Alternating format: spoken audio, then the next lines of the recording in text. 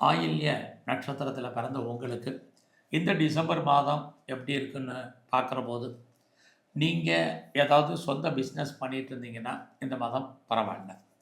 ஒருவேளை நீங்கள் பார்ட்னர்ஷிப்போடு பிஸ்னஸ் பண்ணுறீங்க அப்படின்னா, பார்ட்னர் லாபம் அடைவார். அது அவருக்காக நீங்கள் உழைக்க வேண்டிய மாதமாக இந்த மாதம் இருக்கும். ஆயில்ய நட்சத்திரத்தில் பிறந்த உங்களுக்கு இந்த மாதம் ரொம்ப நாளாக குடும்பத்தில் சுபகாரியங்கள் நடக்காமல் இருந்தால், சுபகாரியங்கள், சுப நிகழ்ச்சிகள் நடக்கும். நீங்களும் அதில் கலந்துக்குவீங்க. அது மட்டும் இல்லை, இந்த மாதத்தில் உங்களுடைய ஜாப் எப்படி இருக்குன்னு பார்க்குறோம். கரியரை பொறுத்த வரைக்கும் பரவாயில்ல. ஸோ வேலை இல்லைங்கிற சுச்சுவேஷன் உங்களுக்கு இல்லை. யாரெல்லாம் வேலையில் ப்ரொமோஷனோ எதிர்பார்த்தீங்களோ கிடைக்கும்.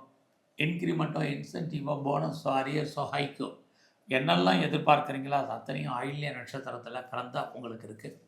இந்த மாதம் உங்களுடைய உடல் ஆரோக்கியத்தில் ரொம்ப ரொம்ப கவனம் செலுத்துங்க. ரொம்ப அவசியம் இருந்தவருடைய கடன் வாங்காதீங்க.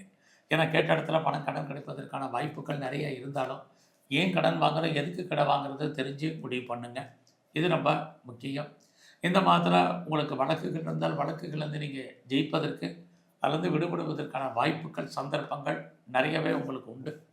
அதுலேயும் ஆயில்ய நட்சத்திரத்தில் பிறந்த உங்களுக்கு இந்த மாதம் உங்களுக்கு புதுசாக ஒரு குடும்பத்தில் புது வரவு வர்றதுக்கான வாய்ப்புகள் இது அத்தனையும் இந்த மாதம் உண்டு. அது இல்லாமல் இந்த மாதத்தில் நீங்கள் ஏதாவது முயற்சி பண்ணால் அந்த காரியங்கள் சித்தி ஆகுமான்னா நார்மலாக தான் உங்களுக்கு இருக்குது. அதோட க்ரானிக்காக யாருக்கெல்லாம் டிசீஸ் இருக்கோ அதனுடைய தன்மை ஏதோ ஒரு விதத்தில் குறையும். அதுக்காக ஹெல்த்து ரொம்ப நல்லா இருக்குது அப்படிங்கிற சுச்சுவேஷன் இல்லை. ஒருவேளை உங்களுக்கு லோன் பெருசாக இருக்குது, கடன் அதிகமாக இருக்குது, இஎம்ஐ இருக்குது, லோன் இருக்குங்கிறவங்க ஹெல்த்தை பற்றி கவலைப்படாதீங்க.